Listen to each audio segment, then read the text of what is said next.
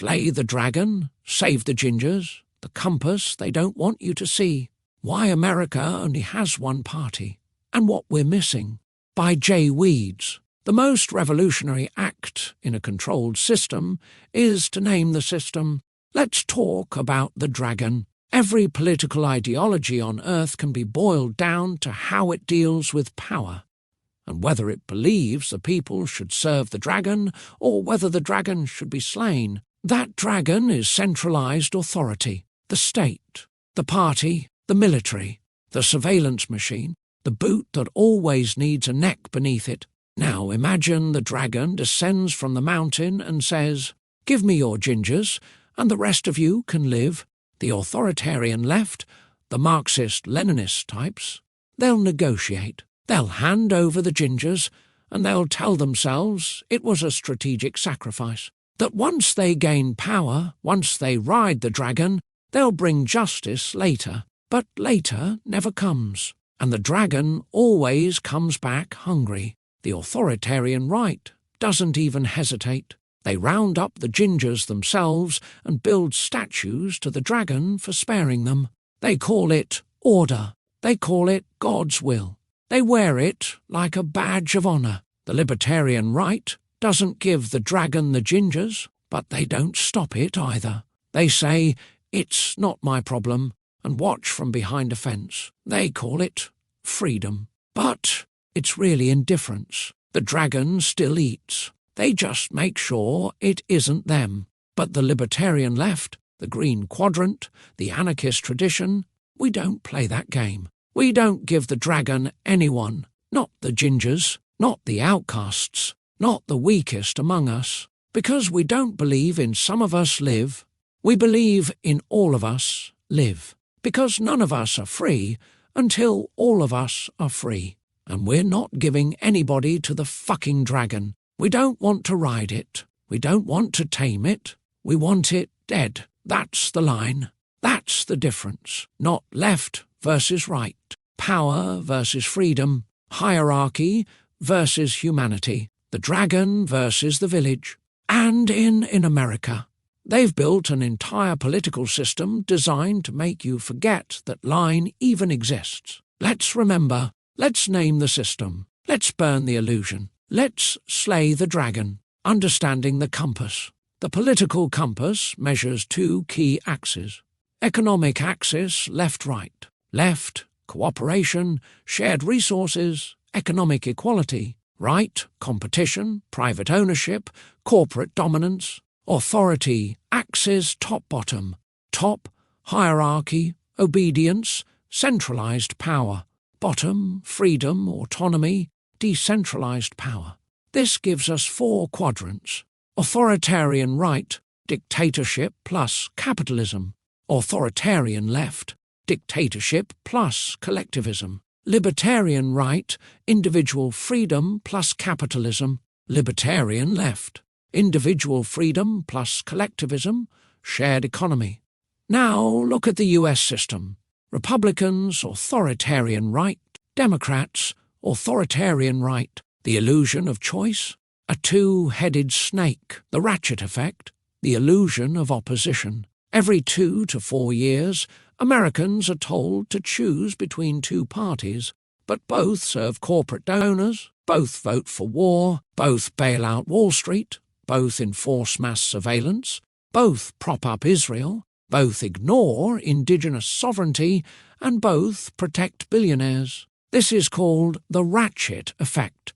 One party pushes the system to the right Republicans, while the other Democrats pretends to resist, only to validate and normalize the shift. Then it starts again. Over time, the center moves rightward, and the real opposition, the green and libertarian quadrants, are locked out, mocked, or co-opted. This isn't dysfunction, it's design. Authoritarian right, the real US regime. Parties, Republicans, Democrats, Christian nationalists, neoliberals. Core beliefs, obey authority, trust corporations, support police, military, control workers, deregulate wealth. Examples: Trump, Biden, Reagan, Clinton, Bush, Obama. And globally, Netanyahu, Mussolini, Pinochet, Thatcher, and even Hitler, who occupied the authoritarian right quadrant. End goal, corporatocracy with a flag and a badge. Whether it's Republicans banning books or Democrats criminalizing protest, both operate from the same authoritarian playbook. The culture war is theatre. The economic war is real, and it's class war, waged from the top down. Authoritarian left, the ghost of Stalin, parties, Communist Party USA, tanky movements, authoritarian Marxist-Leninist groups, core beliefs, centralized economy, vanguard leadership, one-party control, collectivism enforced from the top.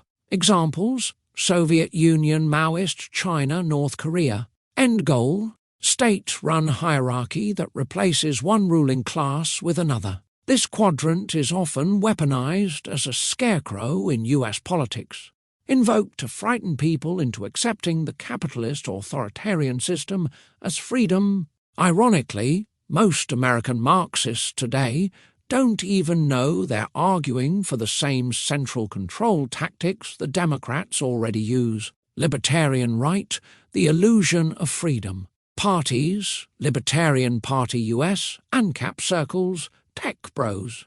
Core beliefs, minimal government, private everything, absolute property rights, individualism over community. Examples: Ron Paul, Milton Friedman, Elon Musk fans. End goal: a deregulated free-for-all where corporations are kings and the poor are disposable. While claiming to oppose tyranny, this quadrant often fetishizes markets and ignores structural violence. Without guardrails, freedom becomes feudalism. Billionaires love this quadrant because it sounds like liberty but protects their monopoly power. Libertarian left, the one quadrant they fear. Parties, Green Party, Zapatistas, Rojava assemblies, anarchist communes, mutualist networks. Core beliefs, decentralized democracy, worker cooperatives, horizontal power, mutual aid, sustainability, anti-war. Examples: Kropotkin, Bookchin, Goldman, indigenous confederacies. End goal: a world built on cooperation, freedom and equality, without masters or overlords. This is the true opposition to every form of authoritarianism. It doesn't replace the king. It burns the throne.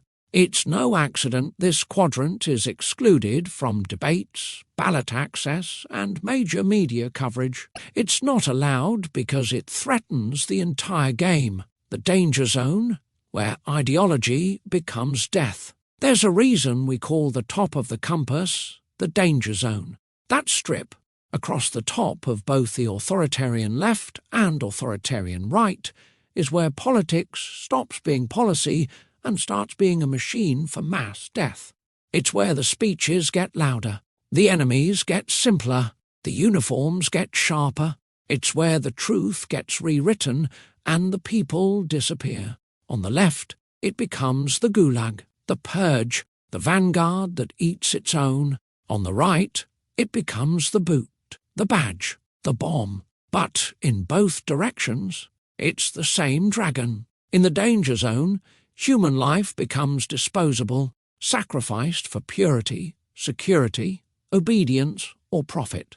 It's not about left versus right up there. It's about control. That's why the Green Quadrant doesn't just oppose the right wing. We oppose the entire top of the map, because the higher you climb toward authoritarianism, the more the air thins, until the only things that can survive are lies, violence, and fear. That's the danger zone. That's where every dragon feeds, and that's why we refuse to give it anyone. The controlled dialectic, red versus blue, but never green. American politics is a rigged theatre designed to keep real opposition off the stage. Here's how the trick works. What they call a two-party system is really a one-party system rooted in the authoritarian right. What they call left versus right is really a controlled dialectic designed to distract from real alternatives. What they call liberal versus conservative is really just Pepsi versus Coke for oligarchs. What they call the radical left threat is really a manufactured fear used to justify more control. What they call freedom and democracy is really surveillance and imperialism wrapped in flags and slogans. The real danger to this system isn't Trump. It's not Biden. It's you, once you realize you've been lied to, and start organizing outside their map. What real representation would look like. If America were a functioning democracy, we would have parties representing all 4 quadrants of the political compass. Authoritarian right, MAGA Republicans, establishment Democrats, Zionist Christian groups, authoritarian left, authoritarian Marxist-Leninist parties advocating centralized socialism, libertarian right, libertarian party, agorist movements, anarcho-capitalist circles, libertarian left, Green Party, mutualist networks, anarchist and horizontalist groups. Instead, we get a 2-headed beast guarding the same castle. And every election we're told to pick between the sword and the gun, while the people who own both watch from their ivory towers. The truth is, most people don't want to be ruled. They want freedom with justice, autonomy with community, cooperation without coercion. That's the Green Quadrant, and that's why they silence it. But the tide is turning. More people every day are walking off the stage, tearing up the script and heading for the exit, not to escape the system, but to build a new one, a real one. If you're reading this, you've already seen the cracks. Turn away from the ratchet and help light the path towards something honest.